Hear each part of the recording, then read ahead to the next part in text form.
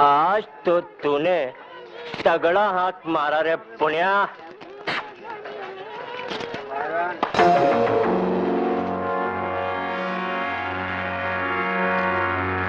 बच्चों को स्मैक देता है, चोरी करवाता है, शर्म नहीं आती? नहीं आती। बोल, तेरे को क्या तकलीफ है? तकलीफ में तो आप पड़ जाइएगा। तेरी तो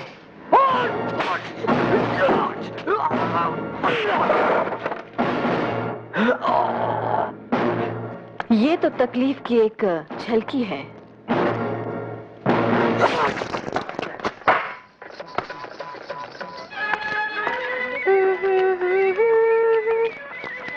सुनिए, यहाँ जानकी का घर कहाँ है? यहाँ किसी का घर नहीं है, सभी का ससुराल है। चलना। हमारे ससुराल में हर रात सुहाग रात है। क्या? अरे चलना। चल फुट, 5 रुपए में बाटली मारो किसी नाली में जाके ना। भागने नहीं पाएगी हरामजादे। अरे अरे, कहाँ जा रही? ये क्या कर रहे हैं आप? जिस काम के लिए इस माल का पैसा दिया वो कर रहे हैं। देखिए, ये माल नहीं, एक मासूम बच्ची है, वो भी आपकी पोती की उम्र की। अरे क्या हुआ, क्या बात है? अरे छोटी उम्र की लड़की के नाम है मोटी रकम वसूल कर ली, अब धक्का मार के भगा रहे हैं। मैं भी बुला के लाता हूँ टोनी को।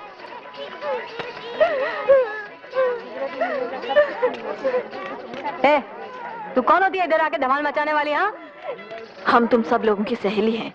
हमारी एक सहेली जानकी बेहोश हो गई है, हम उसके घर वालों को ढूंढ रही हैं। हाँ, तुम जरूर वो पगला भवानी होगा जिसका मीटिंग में जा जाके पिछले 2 साल से जानकी भाई अपना भेजा खराब कर लिया। हाँ, हमारा ही नाम भवानी है। कहाँ है उसका घर? चलो उसका घर मैं दिखा देती। तुम्हारा नाम क्या है? सुनैना। सुनैना। ये जानकी का घर वाला करता क्या है? घर वाला इधर किसी का नहीं, इधर सबका कसम पत्ते दादा ही है। ओह, अगर हमें पता होता कि यहाँ शहर में ऐसा नर्क भी है तो हम कब के आकर तुम सबको यहाँ से छुड़ा ले जाते। ये उसका घर है। अरे रुकमा? मेरी बेटी है रुकमा। अच्छा। ये गोपी है, जानकी की बेटी, बेचारी अंधी है। ए गोपी, भाई से बात कर जरा। पहले हमसे बात कर जानी, तुझे क्या परेशानी है? हमें परेशानी ये है कि आप 2-2, 4-4 रुपए के लिए अपनी बहनों को बेचते हैं। तेरी जैसी बहन के तो 2-4 हजार दिलवा सकते हैं अपन। हमें तो ऐसा दमखम वाला असली मर्द चाहिए जो हमें जीत सके। अपन तो गारंटी शुदा मर्द है जाने मन।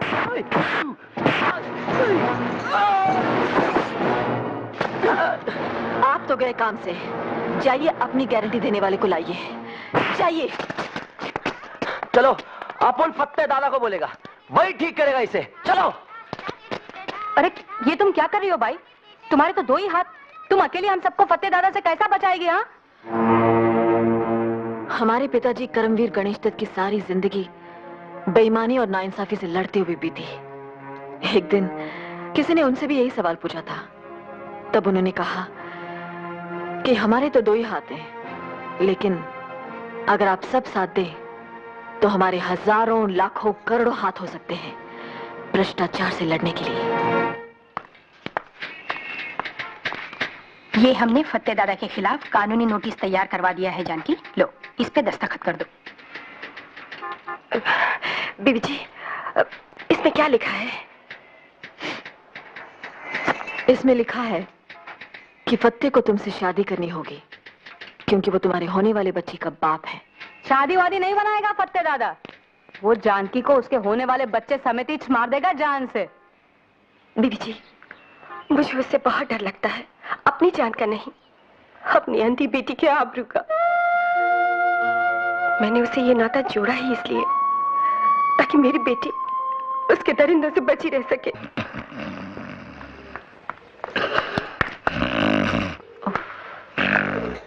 ए मैं ए नहीं, बी नहीं, सी भी नहीं, मैं सीधा आगे जाके B for victory, B for Vinayak. तभी ऐसा बोलने का, विनायक जी। आप XYZ कोई हो हमारी बला से। अब आप सीधे से बैठे और एक रिपोर्ट दर्ज करें। फोकट में इधर कोई काम होता ही नहीं है। रिपोर्ट लिखने का है, पैसा दो। रिपोर्ट काटने का है, तो अपन पैसा दो। ड्यूटी पर ऊँघते हैं और खुलेआम घूस मांगते हैं, ये क्या हिमाकत है? इस थाने का इंस्पेक्टर कहाँ है? इंस्पेक्टर दास। आशुतोष दास।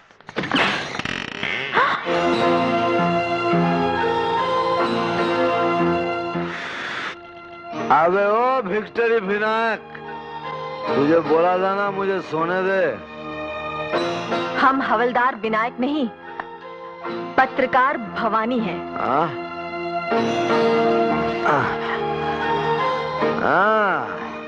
ये छुरी तो बस भालो जी ने। जी? आई मीन मैडम, कह लो भला हो जो भी हो, काश तुम मेरे लिए होते। इंस्पेक्टर आशुतोष दास जी। जी। आप अपनी होश और हवास खुद ही दुरुस्त कर ले तो बेहतर, वरना बेकार हमें जहमत उठानी पड़ जाएगी, समझे? ओरे बाबा रे, ओरे बाबा, ये जनाना तो बेसी मर्दाना। हम तो आपसे आपके हवलदार की शिकायत करने आई थी, लेकिन आप तो उससे भी गए गुजरे निकले। क्यों, क्या खराबी है? अब आप कायदे से वर्दी पहने अपनी सीट पर बैठे और फत्ते के खिलाफ हम जो रिपोर्ट दर्ज कराने आई है उसे दर्ज करें। इश इश इश, कितना ज्यादा बात आप एक साथ बोल जाती हैं। जरा धीरे धीरे प्यार से समझा के बोलिए मैडम। आप ड्यूटी के वक्त थाने में शराब पीते हैं? ड्यूटी के बाद घर में भी पीता हूँ, लेकिन मुफ्त की नहीं पीता। बड़ी मेहरबानी करते हैं आप। हमें तो इसलिए भी आपका शुक्रगुजार होना चाहिए कि आप थाने में पड़े सोए रहते हैं। सो तो वही सकता है मैडम जिसके दिल और दिमाग पर कोई बोझ ना हो। बोझ डालने के इरादे से ही हम यहाँ आई थी, लेकिन आपके हवलदार ने बताया कि यहाँ बगैर घूस लिए कोई रिपोर्ट नहीं दर्ज की जाती। लेन देन तो दुनिया का दस्तूर है मैडम। जिंदगी और क्या है, सौदों का सिलसिला है। लेकिन हम यहाँ सौदा करने नहीं, रिपोर्ट दर्ज कराने आई हैं कि ऐन आपके थाने के सामने कंगला टोला में फत्ते दादा ने अंधेर मचा रखा है। देखिए मैडम, सारी पुलिस फत्ते जैसे वीआईपी की रखवाली में है, तो ये जानकी जैसी वेरी ऑर्डिनरी पर्सन की रखवाली के लिए पुलिस कहां से आएगी? या? इसका मतलब आपका हवलदार सही कह रहा था, आप लोग घूस खाए बगैर फत्ते के खिलाफ एक्शन नहीं लेंगे। अरे घूस खा के भी हम फत्ते के खिलाफ कोई एक्शन नहीं ले सकेंगे। एक सच्ची बात बोलता हूँ मैडम, फत्ते का तो पुलिस भी कुछ नहीं कर सकती, सिवाय हफ्ते में एक बार सलाम करने के। और उसकी दी हुई बख्शिश जेब में डालने के। बिल्कुल ठीक मैडम, फत्ते का दिल दिमाग काला है, लेकिन कपड़ा उजला पहनता है, खादी का। नेता लोग को नोट और वोट दोनों वही दिलवाता है। नेता लोग कहते हैं बुरा मत देखो, बुरा मत सुनो, बुरा मत कहो, बुरा तो बस करो। गलती से अच्छा काम करोगे तो बेमौत मारे जाओगे। हाँ, अगर आप एक्शन नहीं लेंगे तो हम ऊपर जाकर आपकी शिकायत करेंगी। अरे मैडम, जितनी ऊंची दुकान में जाएंगी उतना ही नीचा ईमान पाएंगी। शिकायत करते करते अगर भगवान के पास भी चली गई ना, वो भी बेकार जाएगा। अरे मैडम, जाने से पहले कथा तो सुनती जाइए। एक मर्तबा भगवान से उनकी पत्नी ने पूछा, हे भगवान, आपके भगत लोग आपके पास आकर इतना रोता है, कांपता है, मेरा तो कान पक जाता है सुन सुन के। आश्चर्य, क्या आप मुस्कुराते हुए सुनते रहते हैं?